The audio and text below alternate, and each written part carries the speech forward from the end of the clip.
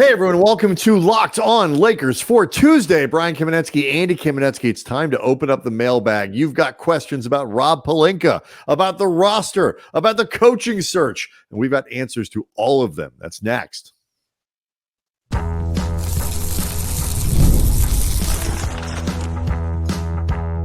You are Locked On Lakers, your daily Los Angeles Lakers podcast, part of the Locked On Podcast Network, your team every day.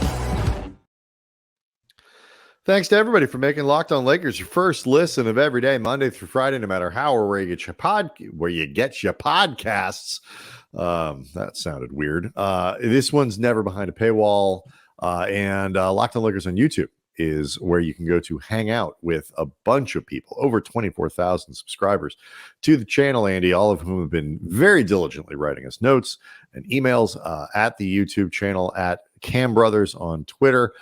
We are going to open up the mailbag today. Do want to let people know before we do that today's episode is brought to you by FanDuel. Make every moment more. Right now, new customers get $150 in bonus bets with any winning $5 bet. That's $150 with any winning $5 bet. Visit FanDuel.com/locked on to get started. So hope everyone had a great holiday weekend. It is Lakers still kind of going through all the motions in terms of interviews. We talked about it for Monday's show. A lot more interviews scheduled for this week by all reports. So hopefully we'll have some news on what that looks like. A lot of the assistant coaches, David Adelman, Micah Nori, Chris Quinn, those guys are the next batch that should be talked about. So Rob Pelinka is, of course, Andy, in charge of all that. And many of our mailbag questions are about him. So we'll start there. Got a couple here kind of related. J. Wiki Jr. 13. How do you view the Pelinka era? Has this been largely a success? They won a title after all, or a failure? For me, I'd lean towards failure because despite the title, the team just hasn't been able to continue said success. This from Czilla 7609. Looking ahead post LeBron, what's your confidence in the Lakers decision makers, Jeannie and Rob, if he's still around, to lead the franchise to being a contender? I feel a looming dark era is upon us, similar to the Smush Parker era. Smush Parker minding his own business, catching strays on the podcast. Yeah, some people just call that a Tuesday for Smush Parker, at least when it comes to the Lakers universe. Also wanted to make sure to clarify for people, if you want to leave questions for us on YouTube, make sure to go to the community section of the YouTube page, and that's where you can leave them. You can leave questions in the regular comment section too. We read them and find them, but we're trying to collect mailbag stuff there. That's the easiest way for them to be seen, because otherwise we're sifting through more stuff. If you go to the community section, they stand out a bit more. As far as the question answers to these questions, how do I view the Pelinka era? I view it a lot like the way I've described the LeBron era in general for the Lakers, which is weird. I think it has been a very low-key, weird era for the Lakers, with the weirdness coming down to the highest of highs. The championship took place in the bubble, which I don't say that to detract from the worthiness of the championship or the quality of achievement. I'm just saying it is the one time an NBA championship is taking place in a bubble. It was weird compared to all of the others. So the highest of highs of the championships, you've had very, very chaotic lows. They've missed the playoffs multiple times. You've had some legitimate bad luck in terms of injuries. You've also had some inexplicable bad decisions, most notably the Russell Westbrook trade, which, talking about how the LeBron era, I think about it as so weird, is directly tied to Rob Pelinka, because that was a decision that, we will say this over and over, was driven by LeBron James, was driven by Anthony Davis, but was also driven by Rob Pelinka.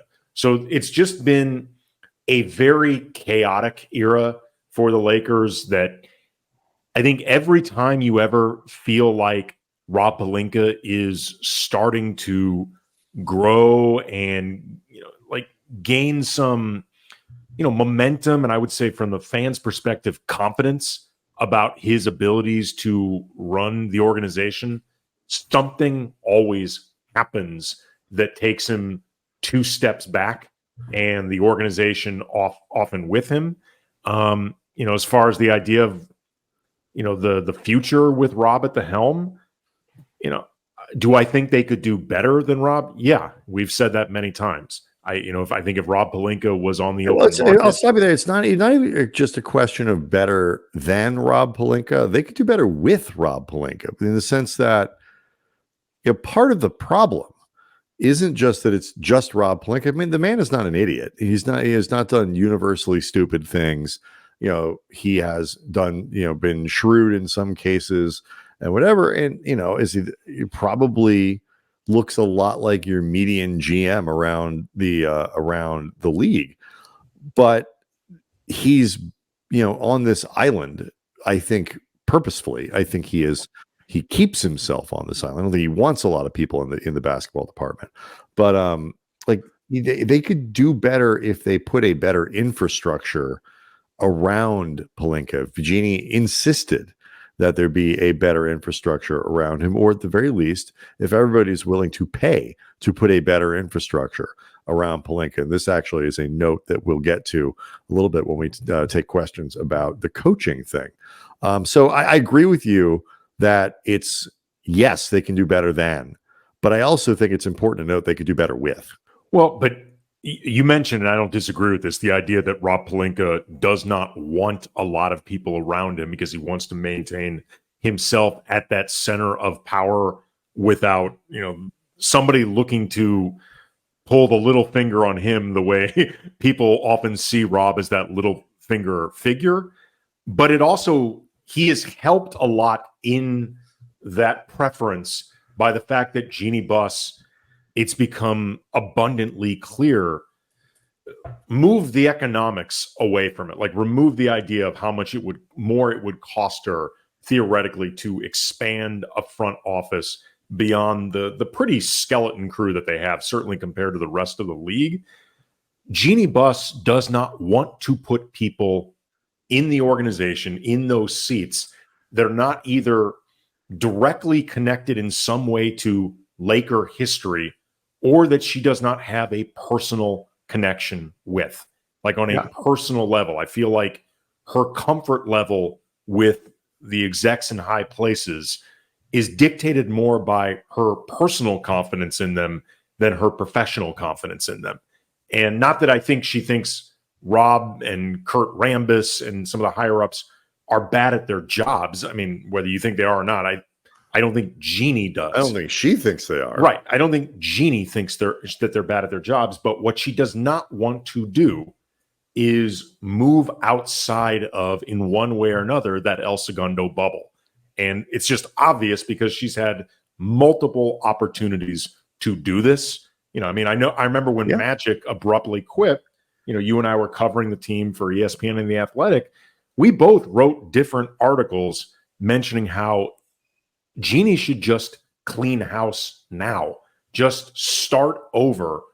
And if she's not going to do that, she really needs to start seeking more outside voices, outside perspectives, people with no connection to the Lakers whatsoever, but have proven to be good at their jobs. And for a variety of reasons, she doesn't do that. So if you think that, Rob Pelinka works hard, I don't even know how hard Rob has to work to keep himself in that insulated position of power, because a lot of the work's being done for him. Yeah. Let's talk. I want to talk a little bit, because I had some thoughts too about this perspective of what do you make of this era and where is it going? Because a lot of this obviously is related to the coaching search and to the offseason moves that they're set to make. So we'll get to all of that and more next. Locked On Lakers is brought to you by FanDuel. It is winner take all time in the NBA and the NHL, and FanDuel's giving you a shot to bring home a big win of your own. Right now, new customers get $150 in bonus bets with any $5 bet that wins. So just Pick whatever. Look for something really obvious. Put down $5 on it. Boom, $150 in bonus bets, and you can use that money for spreads on money lines, player props, all sorts of different fun options right there at your fingertips. Visit FanDuel.com/lockedon and make every playoff shot count. FanDuel, America's #1 sportsbook.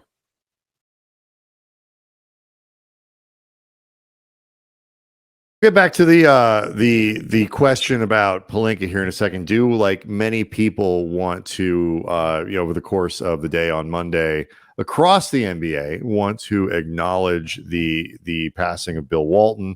Andy and I had a chance to, you can't work in NBA arenas for the amount of time that we did not meet the guy a few times. We did have a chance to be around him once. At an event, a charity event that was at his house, multiple hours. It was really cool. It was just a lot of fun. And I know so many people who are saddened by the loss and will miss him a great deal. I certainly will as a basketball fan, and am very grateful for the opportunity that we had to spend a little bit of time around him. Yeah, that dinner, Bill Walton, when you want to talk about the ultimate host, that's what he was in this night, because he held court during the start of the dinner to the end of the dinner. He told these amazing stories, showed us around the house. There was this room that was filled with instruments, like a full drum set, guitars that had been played by the Grateful Dead. Bill Walton was obviously very well known as a Deadhead, following shows all over the country.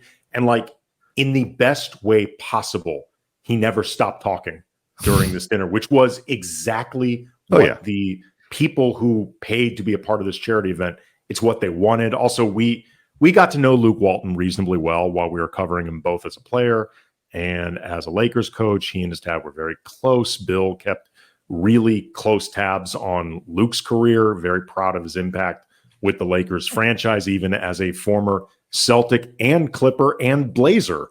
He was still very proud of that impact that he had with the Lakers. And Luke and Bill Walton were among the very small handful of father-son duos who won NBA championships. And like Brian said, he was on that night, and all you ever hear from anybody, just a joy to be around. Somebody with a zest for life, even during some very, very difficult periods in his own life. Really smart guy, well-read.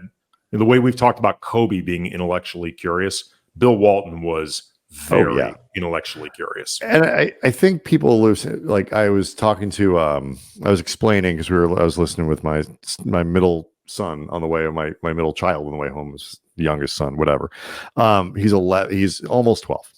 And so he heard the radio report, and I was explaining who Bill Walton was, and going back to his time, he went to UCLA and all this, 2 undefeated seasons and all of that. And he's like, he got hurt a lot. He was like, was he good in the NBA? And I said, well, yes, he was excellent in the NBA, but he had a chance to, could have been considered one of the greatest players of all time, except he got hurt a lot. But if you go back to college, you could argue that he was, one of the, or if, you could argue one of the best college player of all time, other than maybe Kareem. To which my son replied, Kareem, he was the co-pilot in Airplane, right? It's like, yes. And I said, and you remember the line where he says, you tell your old man to drag Walton and Lanier up and down the floor. Walton is this guy. This is the Walton that he's talking about. So it came full circle. But I do have an enormous amount of respect for, we meet a lot of athletes, and I think, generally speaking, most of these guys are good guys. There are some who are not, but generally most of them the same as any walk of life, any profession, whatever. But most of them try to be. I think most of them are aware of the impact and what it means to meet, for a regular person, a kid, or whatever it is, to meet a professional athlete, spend some time with them, all this other stuff. I think they are generally very aware of that. And even the guys who I don't necessarily love on a personal level do their best with that kind of thing. For people like Walton, though, I think, in different ways, somebody like Pau Gasol, or as he mellowed out and he got older, Kobe, people like that, meeting Bill Walton was an experience. Like, you got keyed up because it's like, I'm going to get to meet this guy and it's going to be this amazing, joyous thing. And he's going to be like, it's going to be so much fun. And like, to be on the other end of that, to be Bill Walton and understand that. And I don't think none of this was a put on. Like, this was who the guy was.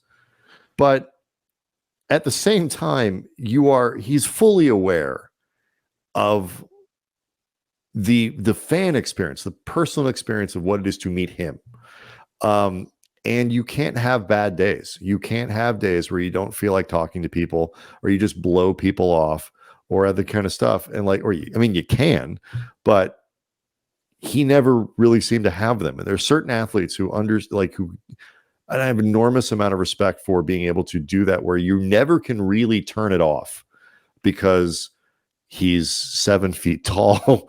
He's, got the shock of hair. Like, he's Bill Walton. Like, you can't, and to be able to interact with people who were, in the league, who are just random people, fans at arenas and all these other things, and be able to make their experience memorable all the time is a remarkable thing to do. And whether it's Walton or other guys like that, it should be called out when these guys do it. Yeah. I mean, I think last thing I would say just on that point, I think it helps that by all accounts, Bill Walton was a genuine people person. Like, he really enjoyed people, sure. And it made it easier to relay the Bill Walton experience, as you put it, when you enjoy people being a part of the Bill Walton experience. In the same way, I remember we had conversations about this with Robin Williams around the time when Robin Williams took his own life. And, he had been dealing with medical issues and stuff that made life very difficult for him. But before Robin Williams was sick, the thing you used to always hear about him, because he was another guy that was known for a big persona that he never turned off, but that Robin Williams loved people and loved genuinely interacting with people. Like, there was a great story I remember hearing about him when they filmed the movie The Fisher King, and there's this scene in, I want to say it's Penn Station, and they have tons and tons of extras, and it was really a difficult shoot, and people were getting hot and thirsty, and it was just tough. And Robin Williams went out of his way to talk to basically every single extra there. And there were hundreds of extras. And he seemed to genuinely love doing it.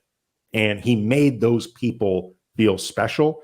And I can just say, from our one interaction at that dinner with Bill Walton, he made those people feel special.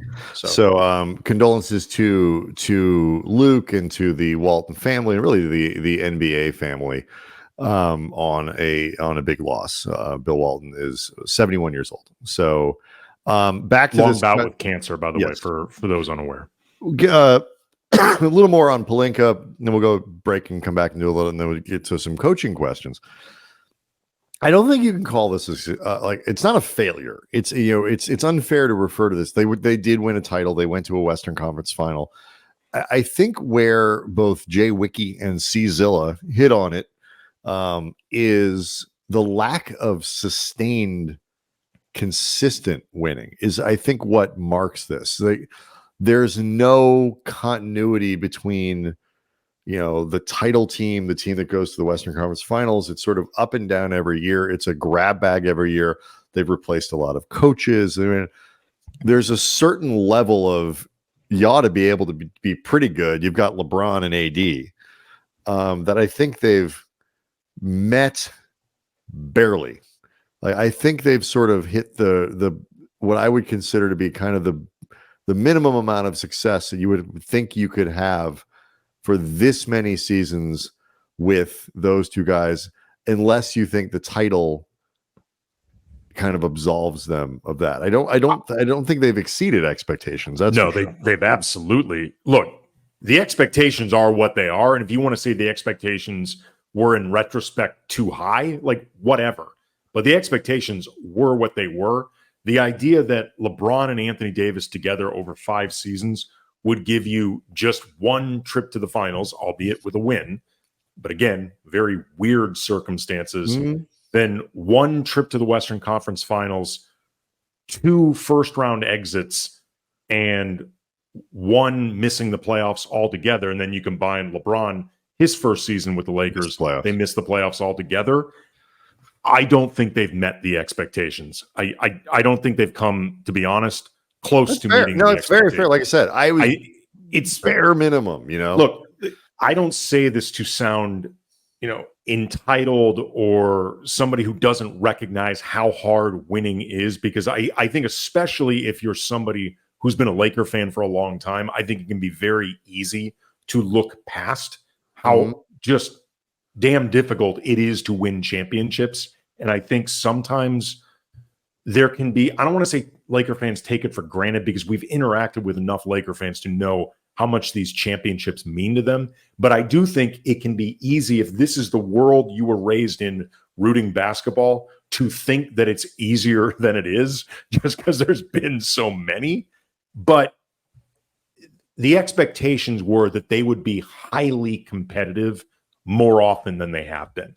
And if that is the bare minimum of expectations, just being really competitive all of the time, they definitely haven't met those expectations. I think that's fair. Yeah, I think that's fair. Obviously a lot of it is based on, I think most Lakers fans would consider this era to be either a vague disappointment or just a regular one. And where they go from here, like this question of the dark ages, coming forward, I'm not sure that's necessarily fair. They were a good team this year. But we can talk about this on the other side of the break, but like, it's just not going to get any easier. And the chances of them, winning multiple titles or something like that over the next few years, at least with this roster, are small. It's not non-existent. Winning one title, even, it's not non-existent, but it's not huge. Do you trust Rob Pelinka to be the guy who turns the LeBron AD era into the LeBron AD and something else era, and then the AD and whatever that other thing is era? I think, again, most fans probably don't. Anyway, we'll get to more mailbag questions next.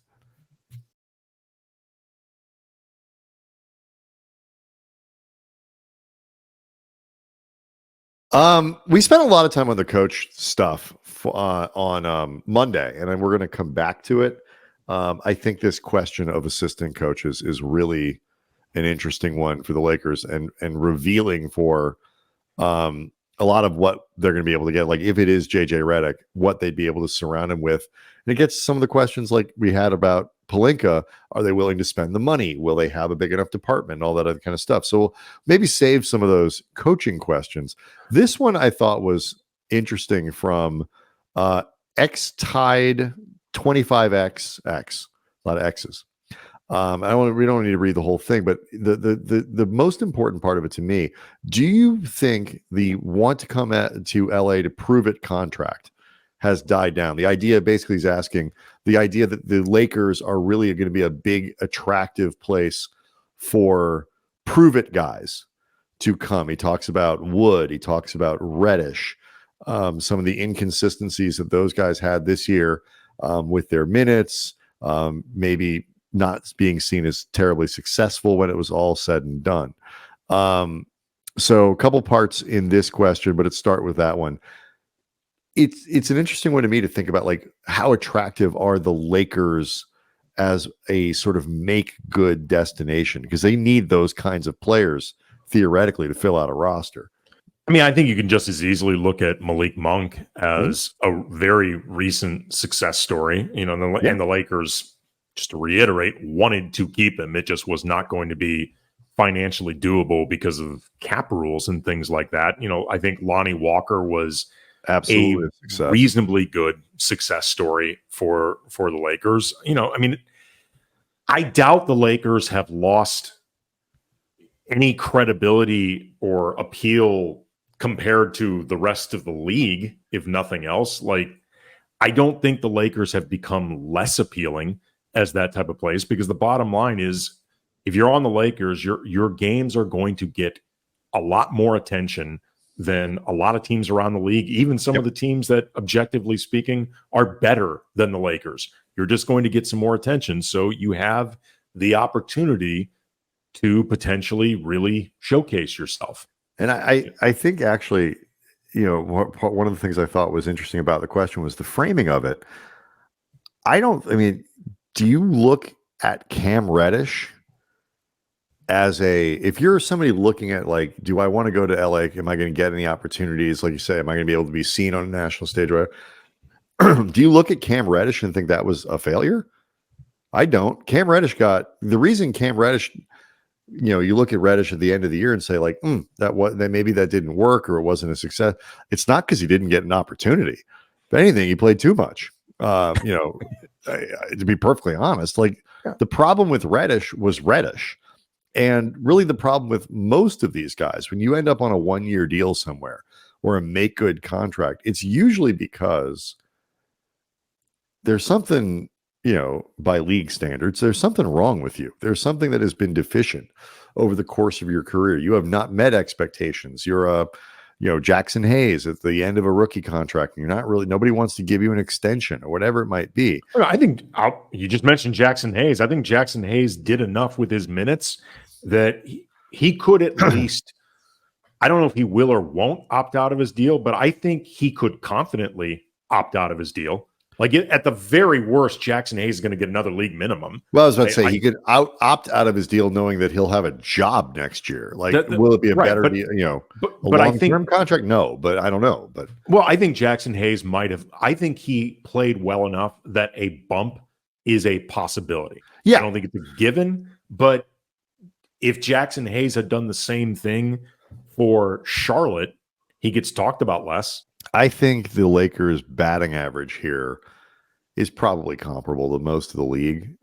When guys fail out of this spot, again, it tends to be because there was something wrong with them, or they weren't high-end players to begin with, unless you're talking about, like a distressed asset like Kyrie being traded for, was it a first in a couple seconds or something like that? Like a really low price for a player as good as Kyrie, because, and it's easy to forget now because he's playing so well and it's been fine in Dallas and all that. There was and that's a subject, by the way, we plan to revisit at some point.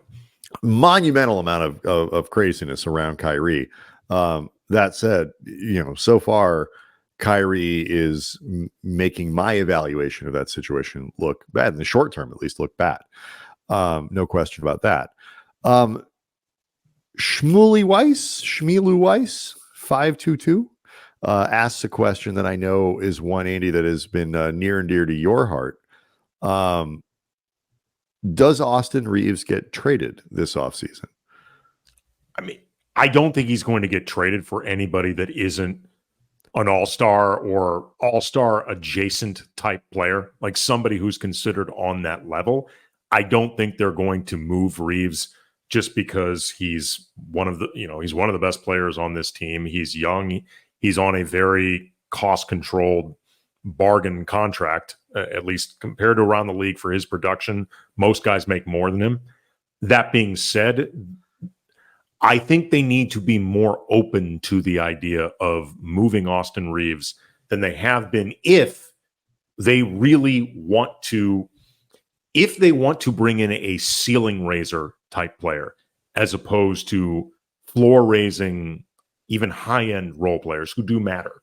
But if you're looking to bring in a ceiling raiser, whether you're talking about, obviously Donovan Mitchell, but DeJounte Murray, or if they're into Trae Young, or you've heard Brandon Ingram's name come up enough time, Brandon Ingram.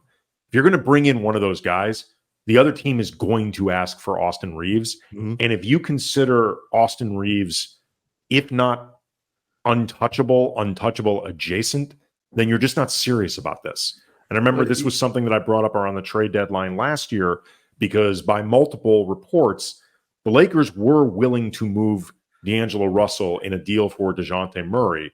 But the problem was the Hawks didn't want D'Lo. They couldn't find a third team.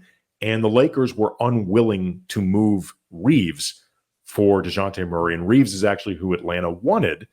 And I think at the time you could have made an argument that if you remove the contracts, remove the money, and just talk about who was playing better at the time, the Lakers needed D'Angelo Russell more than they needed Austin Reaves.